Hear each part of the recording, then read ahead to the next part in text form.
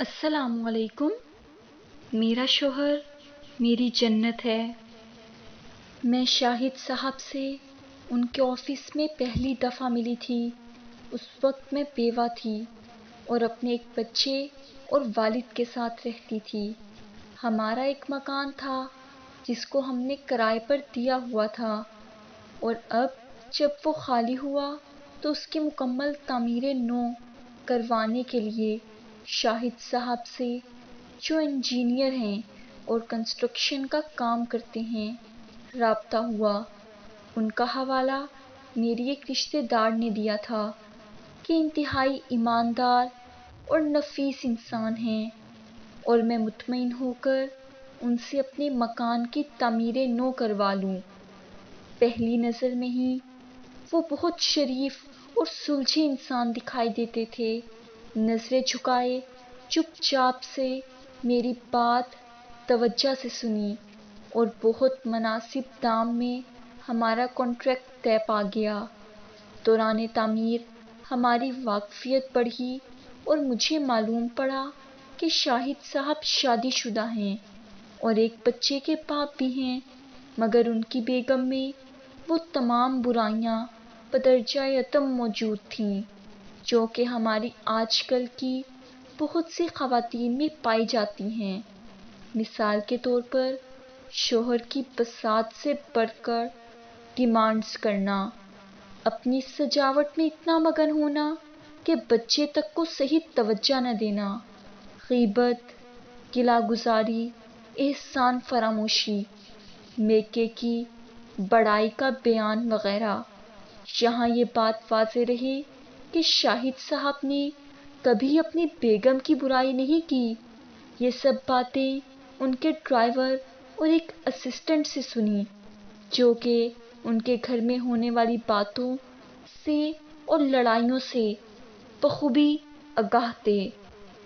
شاہد صاحب میں نہ جانے کیا کشش تھی کہ میں اپنے دل کی ہر بات ان سے شیئر کرنے لگ گئی۔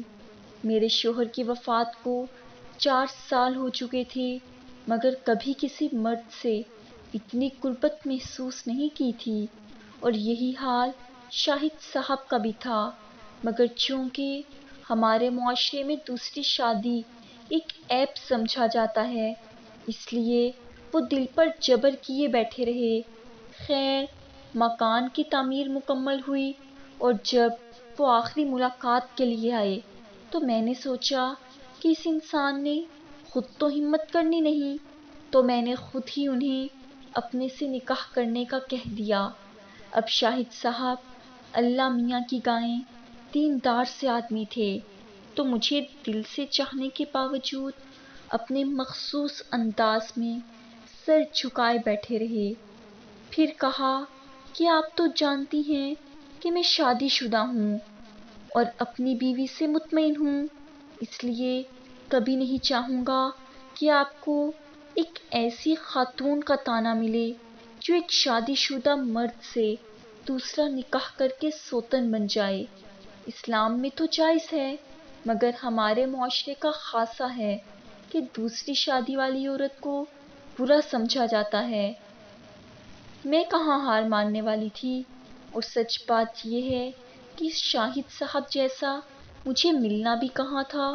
تو میں نے کہا، دیکھیں صاحب، میرا اپنا گھر ہے، بچہ بھی ہے، اور والد صاحب ساتھ رہتے ہیں، تو آپ بس مجھ سے نکاح کر لیں، اپنا نام دے دیں، میں آپ کو گارنٹی دیتی ہوں کہ آپ کی زندگی میں کبھی مخل نہیں ہوں گی۔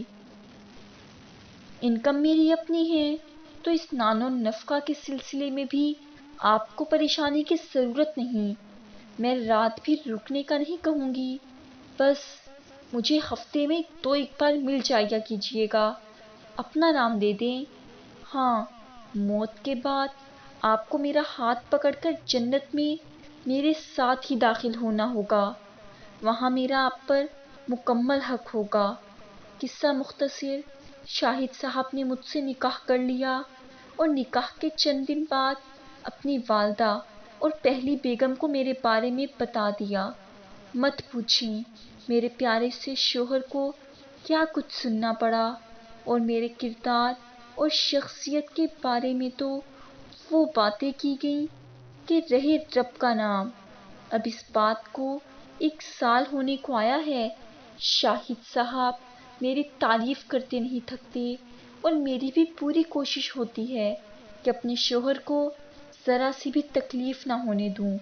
ان کی رضا میں میری رضا ہے، اور ان کی اطاعت میں میری جنت ہے، اور اسی کا نتیجہ ہے کہ شاہد صاحب کے چہرے پر اب ایک سکون اور خوشی محسوس ہوتی ہے جو پہلے کبھی نہ دیکھی تھی۔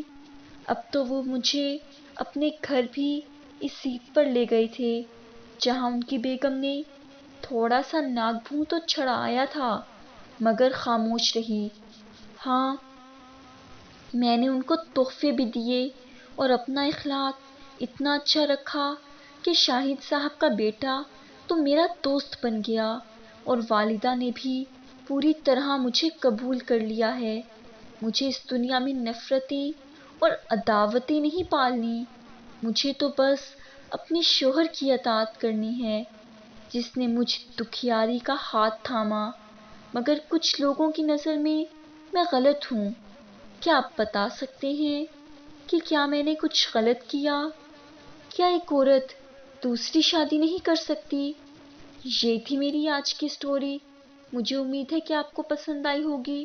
پلیز لائک کریں، کمنٹ کریں اور اپنے دوستوں میں زیادہ سے زیادہ شیئر کریں۔